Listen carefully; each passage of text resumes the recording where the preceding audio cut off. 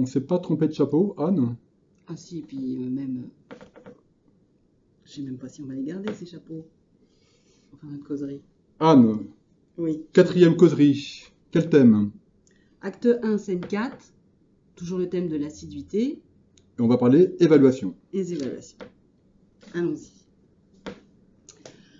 Alors, ce qui nous intéresse dans l'histoire des évaluations, c'est pas terrible, hein, c'est qu'on va utiliser les activités d'évaluation des apprenants à des fins pédagogiques et aussi à des fins réglementaires. Oui, oui, parce que le nouveau cadre dans les parcours FOAD nous oblige à tracer les activités pour donner le niveau d'assiduité des apprenants. Et parmi les activités, à côté des productions, des interactions, il y a les évaluations. Et donc, l'évaluation forcément pédagogique pour accompagner le déroulement du parcours de l'apprenant. Donc, les évaluations sont autant d'occasions de valoriser la progression des apprenants. Oui, c'est-à-dire qu'on va essayer de profiter de ce changement de paradigme pour ne pas avoir que des évaluations de type sommative. Oui. On ne va pas sanctionner le déroulement du parcours de l'apprenant, mais on va aussi se servir des évaluations pour le valoriser, l'encourager et l'accompagner. C'est un point qui me paraît très important. Voilà, et la FOAD nous permet de faire ça, Oui, diversifier. oui, tout à fait, parce qu'à côté des évaluations sommatives, on a aujourd'hui, grâce au numérique, grâce à la multimodalité, la possibilité de faire différents types d'évaluations. Les évaluations formatives. Évaluations formatives, et dans les évaluations formatives, celles qui vont nous aider à accompagner l'apprenant dans sa progression, il y a ce que j'appelle moi les évaluations participatives, les évaluations par les pairs et les auto-évaluations. Alors, évaluation participative, on va peut-être expliquer un petit peu ce que ça veut dire, ce que tu entends par là. Alors, évaluation participative, il y a une dimension collective très importante et essentiellement en présentiel. Et pour cela, je pense à des nouveaux outils qui sont très intéressants pour créer de l'animation pédagogique dans une logique d'évaluation participative. En présentiel. En présentiel, je pense à des outils comme Kahoot, Bcast ou WooClap qui sont de plus en plus utilisés avec l'appui des apprenants. D'accord.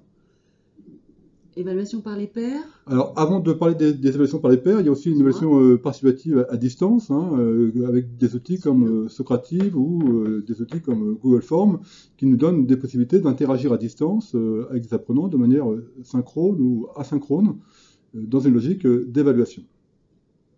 Est-ce qu'on peut enchaîner sur l'évaluation par les pairs? Oui, les évaluations par les pairs, c'est pas nouveau, mais ça prend une dimension intéressante, en particulier dans la modalité MOOC, Massive Open Online Courses, où beaucoup de concepteurs de MOOC mettent en place des logiques d'évaluation par les pairs pour mettre en place une autorégulation collective quand il y a un nombre d'apprenants très important.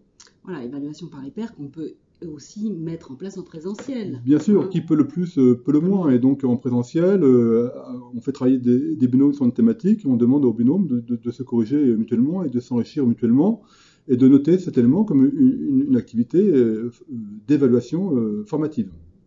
Très bien. On a aussi la possibilité de mettre en place des auto-évaluations. Oui, puisqu'en fait, le but du jeu de la FOAD, c'est de rendre les apprenants le plus autonomes possible. Et quelquefois, il est intéressant de donner des dossiers d'auto-formation aux apprenants dans lesquels ils ont un accès à une autocorrection, soit intégrée dans le dossier, soit accessible sur une étagère dans le centre de ressources ou sur le centre numérique à travers une plateforme de téléformation. Voilà, donc qui dit auto-évaluation accompagnée, avec retour pédagogique, avec les réponses qui sont données, avec de la remédiation qui est proposée. Exactement. L'auto-évaluation ne peut pas être la seule modalité d'évaluation, mais par contre, c'est une diversification intéressante pour donner plus de liberté et de responsabilité à l'apprenant dans le déroulement de son parcours.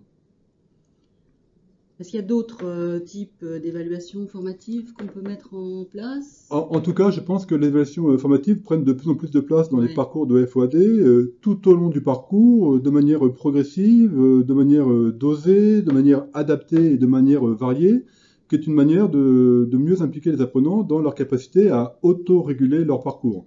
Et donc, il faut qu'on s'organise pour que toutes ces activités d'évaluation soient tracées de telle manière à avoir le niveau 1 et le niveau 2 comme d'habitude, je dirais.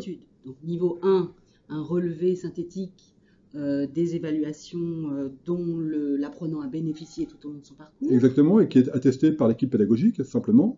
Voilà. Et puis niveau 2, on va proposer aux financeurs une liste détaillée des éléments probants des évaluations avec extraits, des illustrations, des exemples. Exactement, et éventuellement des résultats, des copies d'écran, etc., à titre d'illustration pour montrer la réalité des activités d'évaluation qui ont rythmé la progression du parcours jusqu'à l'atteinte de l'objectif de compétences visé. Voilà, donc on a encore montré là comment se saisir de cette opportunité pour valoriser les acquisitions des apprenants, pour valoriser le parcours et pour faire de la pédagogie.